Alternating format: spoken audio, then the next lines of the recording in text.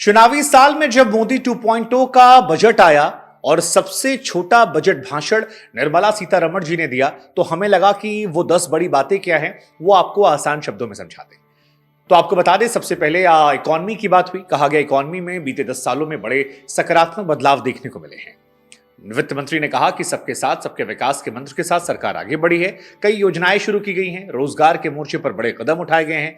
ग्रामीण विकास के लिए आवास, जल, कुकिंग गैस से लेकर तमाम लोगों के बैंक अकाउंट को खोलने का काम तेजी से किया गया। इसमें 80 करोड़ लोगों को निःशुल्क खाद्यान्न उपलब्ध कराने की बात कही गई और यह कहा कि बीते एक दशक में ग्रामीण स्तर पर काफी ज्यादा आय में सुधार देखने को मिला। दूसरी बड़ी बात यह कही गई कि आर्थिक सुधारों के साथ जिस तरह से मोदी सरकार ने देश को आगे बढ़ाया है, 2047 तक भारत को विकसित राष्ट्र बनाने का लक्ष्य है। हम पारदर्शिता के साथ काम कर रहे हैं। उन्होंने कहा कि पीएम मोदी ये मानते हैं कि गरीब, महिला, अन्नदाता, गरीब किसान उन्नत हो, तरक्की करे, यही सरकार की पहली प्राथमिकता है और इसे सशक्त करने पर विश्वास करते हैं। देश का कल्याण, गरीब का कल्याण। बीते 10 सालों में कहा गया कि 25 करोड़ लोग ऐसे हैं जो गरीबी से बाहर निकले हैं।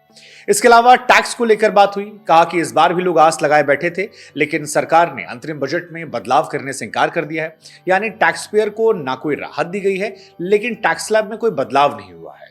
आपको बता दें कि टैक्स स्लैब में कोई बदलाव नहीं करने की बात कहने के साथ निर्मला सीतारमण ने कहा कि कॉर्पोरेट टैक्स को घटाकर 22% किया गया। इसके साथ ही सॉवरेन फंड्स के लिए टैक्स छूट बढ़ाई गई है। मार्च 2025 तक सॉवरेन फंड्स पर टैक्स छूट बढ़ी है। इसके अलावा स्टार्टअप के लिए टैक्स छूट का दायरा बढ़ा है और यह भी बताया कि आयकर भरने का प्रक्रिया जो है वो आसान की गई है। औसत 10 दिन में आरटीआई रिफंड किया जा रहा है। इससे जीएसटी कलेक्शन औसतन हर महीने 1.66 लाख करोड़ पहुंच गया है।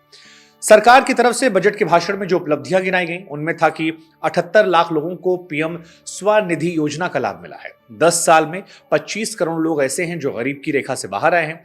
जीडीपी को लेकर कहा गया कि सरकार ध्यान दे रही है और इसका असर जो है वो भी अब देखने को मिल रहा है। फिर बताया गया कि 30 करोड़ के ऋण वृद्धा योजना के तहत महिलाओं को दिए गए हैं। 70% से ज्यादा घर जो है पीएम आवास के तहत महिलाओं को दिए जा रहे हैं। आम लोगों की औसत आय जो है वो 50% से ज्यादा बढ़ी है, इस बात का दावा किया गया। फाइनेंशियल सेक्टर को मजबूत करने के काम की बात भी सरकार की तरफ से कही गई। इसके अलावा सप्लाई चेन को मजबूत करने की बात। कोविड के बाद कहा जा रहा है सप्लाई चेन काफी मजबूत हुई है। वहीं यह कहा गया कि जब विश्व संकट में गुजर रहा था तब भारत तेजी से आगे बढ़ रहा था। जीएसटी के जरिए एक राष्ट्र एक बाजार बनाने की भी बात कही गई। कहा गया कि आज भारत विश्व शक्ति के रूप में उभर कर सामने आया है। हमारी सरकार ने 3 तलाक को खत्म करने का काम किया।